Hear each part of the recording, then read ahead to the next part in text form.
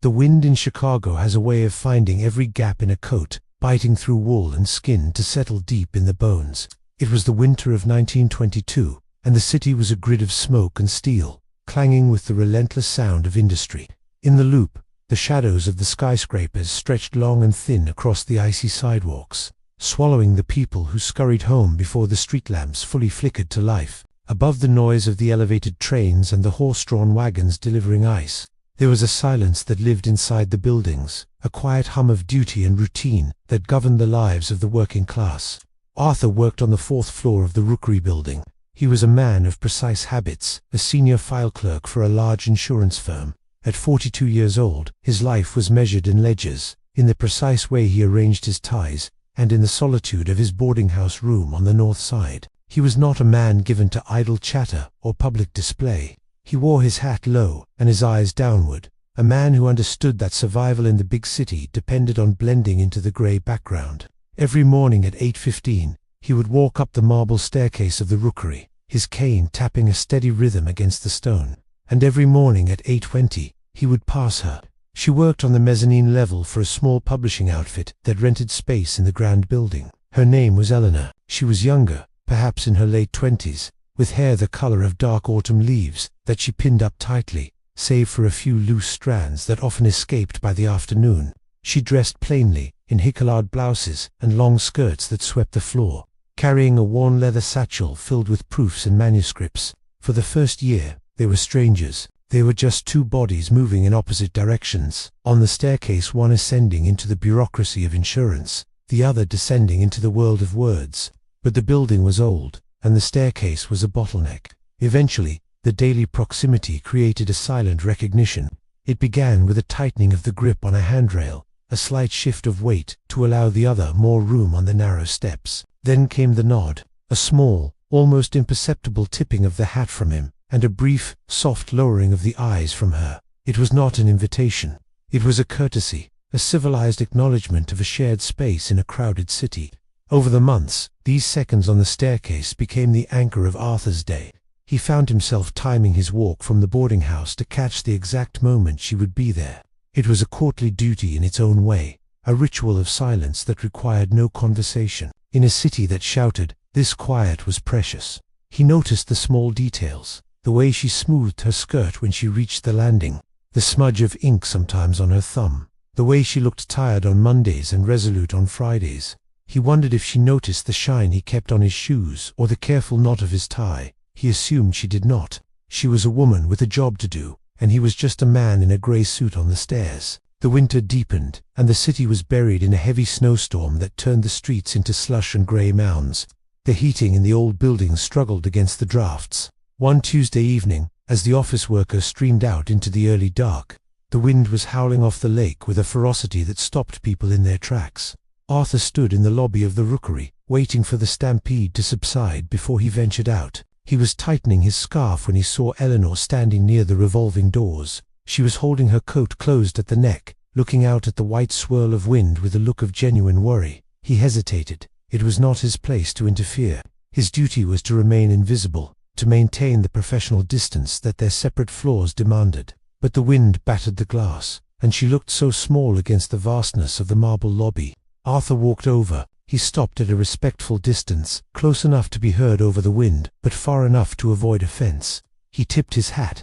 "The streetcars are stalled," he said, his voice low and rough from disuse. "It will be a long walk for anyone." Eleanor turned, startled for a moment, before recognizing the man from the stairs. She offered a faint, tired smile. "I live near Lincoln Park," she said. "I think I shall have to wait it out." "The wait may be hours," Arthur said. He looked at her hands, red from the cold even inside the building. He made a decision. "I have an automobile. It is not a new model, but it has a heater. If you would allow me, I can offer you a lift as far as I am going. I am heading north as well." It was a forbidden whisper of a suggestion. In those times, a lady did not accept rides from strange gentlemen, and a gentleman did not offer them without a proper introduction. It broke the social code, the invisible wall of propriety that stood between them. It was a breach of duty. Eleanor looked at him. She searched his face for something, kindness, perhaps, or danger. She saw only the tired eyes of the man she passed every day, a man who had never once looked at her with anything but respect. "That is very kind," she whispered back. "I would be grateful." The ride was quiet. The automobile, a black Model T, chugged through the snow-clogged streets, the heater humming a faint, metallic tune. They did not speak of their work. They did not speak of their families or their histories. Arthur kept his eyes on the road, his hands gripping the steering wheel tightly. Eleanor sat with her hands in her lap, looking out the window at the passing streetlights, golden orbs glowing in the snowy mist. The silence was not empty.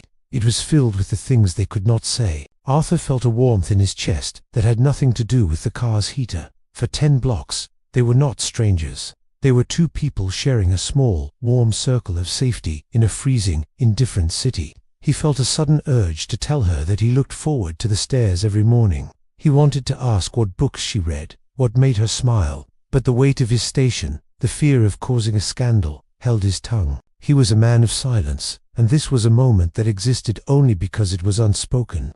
When they reached her street, the snow was still falling, blanketing the neighborhood in white silence. Arthur stopped the car. He did not get out to open the door. That would be too much, too forward. He simply sat there, the engine idling.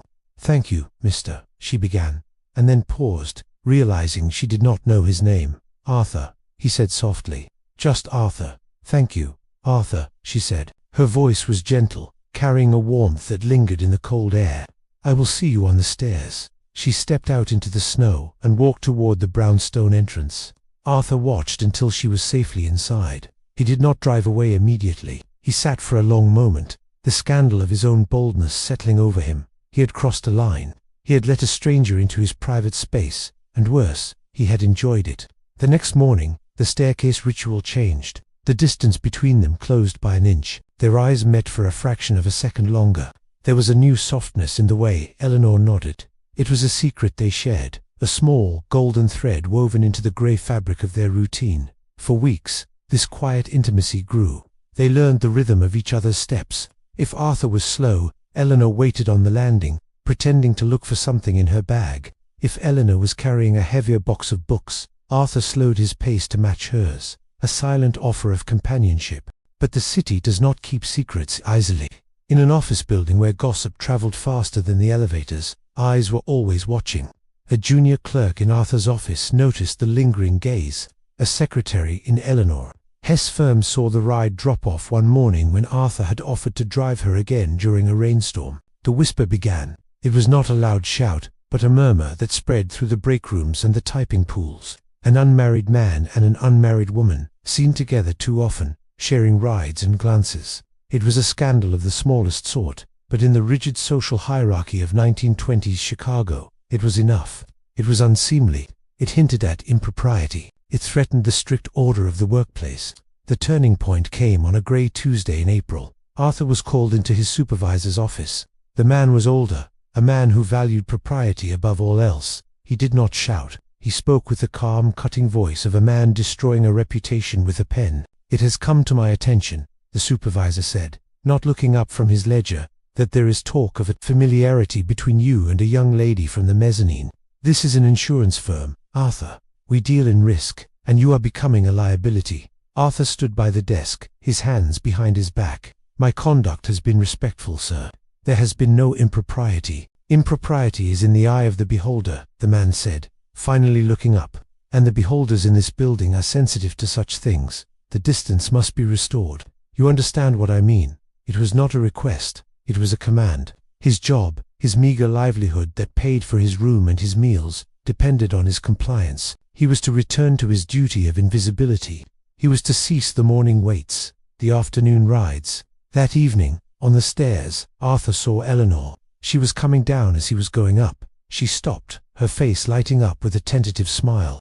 She opened her mouth to speak, perhaps to suggest they walk to the train together, or to thank him for the ride the day before. Arthur looked at her. He saw the hope in her eyes, the same quiet longing that he felt in his own chest. But he also saw the reflection of the supervisor's warning, the invisible cage of their positions. He could not drag her down with him. If there was a scandal, it would ruin her reputation forever. A woman's standing was fragile. A man's was only damaged. To protect her, he had to break the connection. He did not smile. He did not stop. He tipped his hat, but the gesture was stiff, mechanical a mockery of the courtly nod they had shared for a year. He kept his eyes fixed on the space above her head, looking through her as if she were a stranger. "Good evening, miss," he said, his voice flat and cold. He walked past her, his cane tapping sharply against the stone, drowning out the sound of her breath catching in her throat. He did not look back. He could not. If he looked back, he knew he would stop, and that would be the end of everything.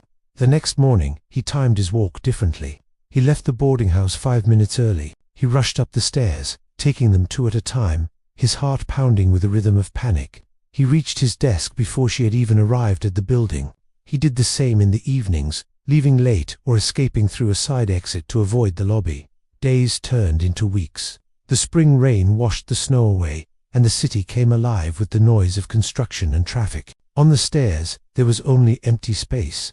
Arthur returned to his ledger books. He became a ghost again, moving through the hallways with his head down, the perfect image of a dedicated, unattached clerk. Sometimes late at night, standing at the window of his boarding house room, looking out at the flickering lights of Chicago, he would remember the sound of the snow crunching under his tires, the way the streetlights had caught the loose strands of her hair.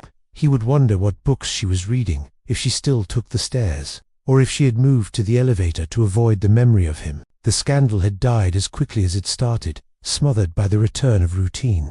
But for Arthur, the silence of the city had changed. It was no longer peaceful. It was heavy. It was the silence of a word that had been spoken but never heard, of a path that had been taken only to be abandoned. Years passed. The roaring 20s gave way to the Great Depression. The buildings grew taller. The cars grew faster. Arthur aged, his hair turning grey, his step slowing. He remained at the firm, a reliable fixture in a changing world. One afternoon, years later, he found himself in a department store, waiting for a clerk to wrap a gift. The store was crowded, filled with the noise of jazz music and chatter. He stood by a counter of gloves and scarves, watching the people pass. A woman walked by with a young girl, perhaps her daughter. The woman was older now, her face lined with the marks of time. But there was something in the way she held her head, the way she smoothed her coat, that made Arthur's breath catch. She did not see him. She was busy laughing at something the child said, moving into the flow of the crowd, disappearing into the vastness of the city. Arthur stood still for a long moment. He adjusted his tie. He picked up his package. He turned and walked out onto the street, blending into the crowd, just another man in a grey coat, carrying the quiet, aching memory of a forbidden whisper that had once, for a brief winter, turned his duty into a life. He did not follow her. He simply walked home, alone, under the streetlights of Chicago, safe in the silence that he had chosen.